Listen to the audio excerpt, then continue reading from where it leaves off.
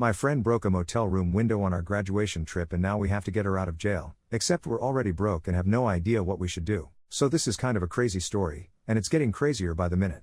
You'll see what I mean, because it's all ongoing as we speak. Currently, I, 22M, am on sort of a graduation road trip with my best friends from college. We've been planning it for months, actually. 3 days of whitewater rafting, camping and hiking in the Appalachian wilderness. The original group was 3 guys and 2 girls. None of us couples. But originally that was very different. Because 3 months ago, a once inseparable member of our group pretty much vanished out of thin air. I mean totally ghosted us. I'll call her Annie, and the thing is, I think I may be in love with her. And I have been for a very long time. I'd had a crush on her years, actually. Ever since I had intro to philosophy with her freshman year. She sat right behind me and was my partner in a couple of group projects. I was always pretty shy in high school, and honestly that extended into half of college. When I finally had my group, it was the first real clique I'd ever had. But Annie was more Mandy's friend than mine. She was always a part of the group, though. That is until whatever happened between the two of them happened. It was around spring break, I guess. Just a couple of months ago. The two of them are actually from the same hometown.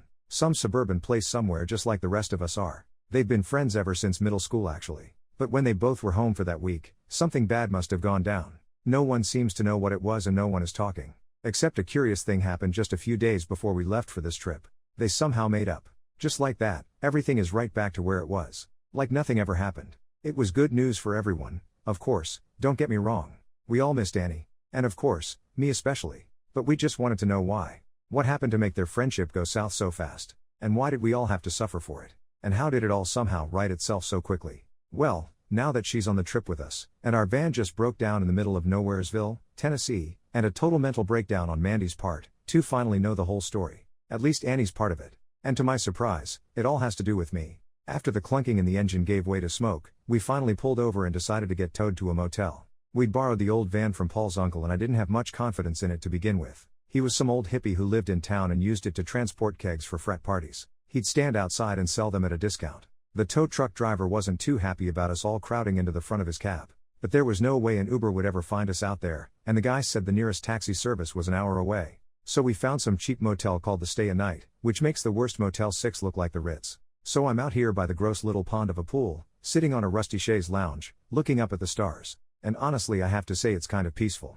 But then again, I don't really know where else to go. We decided to rent 3 rooms and draw straws on who slept where, you see. Guess who got Annie? That's right, me. As I realized I was going to be spending the night in a motel room with a girl who had no idea I was in love with her, I began to feel a little queasy. The alcohol we all consumed well into the night probably didn't help things. Actually, it didn't help a lot of things. Like the massive fight between Annie and Mandy that was about to happen.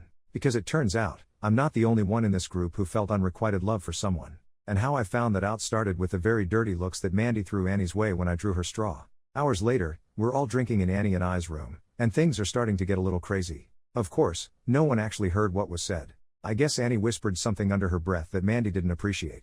Or at least taken in the wrong way. But whatever it was, it caused her to go totally berserk. Thankfully she didn't use my name at the time, but she accused Annie of trying to steal a certain guy away from her. After she ranted for a few minutes, she barely made it to the bathroom to throw up before promptly passing out on one of the beds. The bed I was going to sleep in, actually. I couldn't believe it. Was Mandy in love with me? And wait, did Annie have feelings for me too? I mean, some guys would have been pretty excited by this whole thing, but I just feel like crap. I never wanted to come between 2 lifelong friends. And what's worse is that I didn't even know I was doing it. It would be one thing if I didn't have feelings for either one of them. But I cared deeply for Annie, and if she cares about me, I'd feel too guilty to do anything about it now. It would hurt Mandy too much. We carried Mandy back to her room and all wisely decided to call it a night. We still had to come up with a plan for how we were going to get out of here in the morning. We had to get the van looked at, which meant finding a mechanic and getting it towed again. The entire trip was essentially in danger of being a bust at this point anyway, but decided we were all too drunk to do anything about it now. So soon enough, Annie and I were all by ourselves in a seedy motel room, each sitting on our very hard, very uncomfortable beds. It was then that I got the truth about everything that just went down. And I had to hand it to her, she was totally honest about everything. Although the 5 shots of vodka shed had throughout the night probably had something to do with it. It turns out, it was true. Annie feels the same way about me as I do about her. I nearly fell off the bed in shock. Although the alcohol would have played a major part in that as well. But it was like all of my greatest dreams were coming true, yet in the weirdest place and way possible. But what she told me next would not only floor me, it left the future of this entire trip, and our friendships, more up in the air than a car breakdown ever could. Apparently ever since sophomore year when Mandy and I first met through Paul, She'd been madly, head over heels in love with me. It sounds like even more so than I think I am for Annie. And definitely more so than she seems to be for me, to be honest. I kind of get the feeling our affections may be a bit lopsided, but maybe I'm just being insecure. Nevertheless, I must be totally clueless to not have known, right? I mean, you'd think I would have picked up on at least a few signs after nearly 3 years of friendship. Either Mandy just has a great poker face or I'm a damn moron. Chances are both are true. But that's what the whole fight during spring break was about, of course. The two of them went home and were hanging out one day by the pool at Annie's mom's condo complex, and somehow got on the topic of me. Well, not just me. All of us guys in the group. They decided to play FMK with all of us, and guess who both decided they would M? The conversation then inevitably led to how they both actually felt about me, and Mandy apparently lost it. She accused Annie of a horrible pattern in their friendship going back years. She said that Annie has always been jealous of her, always gotten in the way of what she's wanted. She basically accused her of being the devil incarnate instead of her loyal best friend. Annie said she tried to talk some sense into her. She told her that she wasn't going to tell me how she felt because she valued our friendship too much, and theirs as well. My heart broke a little bit at that. I was definitely hoping she could be talked out of the mindset that our friendship was more valuable than any romance. But like I said, the guilt may just be too much. I'm already naturally inclined towards guilt. Talk about starting a relationship off on the wrong foot. But of course Mandy didn't believe Annie wouldn't pursue me and told her the friendship was over, that she never wanted to see her again. I asked her why that meant she had to ghost all of us along with her, and her answer was just as shocking as her initial confession of her feelings towards me. She said that she didn't think anyone would really care. I tried to tell her that was nonsense, that we all loved her, and she seemed genuinely surprised. She said that Mandy had told her repeatedly that we didn't really like her, and that we just let her tag along out of sympathy. I couldn't believe what I was hearing. Mandy was full of crap. I guess some things just aren't what you think they are, and neither are people. For instance, I didn't think I was such a coward. Because I had my chance with Annie, and I think I already blew it. I could be up there right now. After she told me everything, she got up and sat down right next to me on the bed. She grabbed my hand and squeezed it, and looked deep into my eyes. She told me that she wanted to be with me, and she hated that it would start off like this, but it's what she'd been wanting for a long time. And then she did what I've wanted for a long time. She kissed me. My heart was beating out of my chest. I couldn't believe this was happening. Where was I again? Oh, that's right. In a cheap motel in Tennessee, kissing the girl of my dreams. But then we heard the deafening crash. And suddenly the room smelled like cigarettes. Mandy had taken a large stand-up ashtray that was outside by the stairs and thrown it through the window of our room. She'd been spying on us and had apparently had enough of what she was seeing. I shielded Annie from the glass and pushed her up on the bed. We were both barefoot, and the glass was absolutely everywhere. Our other friends rushed out of the room and carried the shrieking Mandy away, and within 10 minutes, we were giving our statements to some suspicious police. Of course, there wasn't much we could say. Our friend went into a jealous rage and destroyed motel property. There's nothing they could do but arrest her for vandalism and public intoxication. So it's official, we're stuck in the middle of nowhere with a broken down car and our friend booked in the county jail. The cops said it'll be at least 8 hours until we can bail her out. Between the rooms, the tow truck, and now the bail, we're now officially in the hole. I guess you can see why I'm kind of just hanging out here now, trying to make sense of things.